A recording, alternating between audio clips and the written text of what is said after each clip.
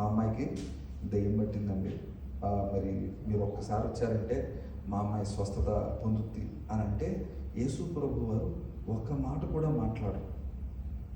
ఆమె అడిగిన దానికి ఒక్క మాట కూడా మాట్లాడరు, ఒక్క సమాధానం కూడా చెప్పరు. కామ్గా ఉంటారు.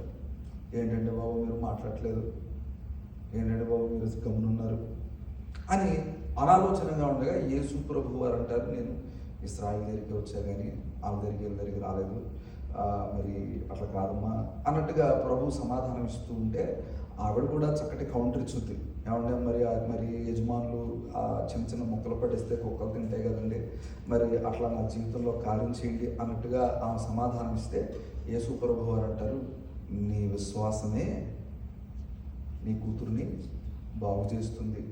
నీ విశ్వాసం ఆమె విశ్వాసం చూస్తే ప్రభు ఆశ్చర్యపోయారంట. ఆ విశ్వాసం చూసి ప్రభు బాగా ఇంప్రెస్ అయిపోయారంట. అయ్యో బాబు ఇలాంటి విశ్వాసం ఉందేంటి ఈమెకి అని ప్రభు ఆశ్చర్యపడి, నీవు అనుకున్నట్టుగానే నీ కూతురు మరి విడుదల చెందుతుంది, స్వస్థత పొందుతుంది పో అని అంటే అప్పుడే ఆ బిడ్డ స్వస్థత పొందింది. యేసు ప్రభు వారికి అన్నీ తెలుసు.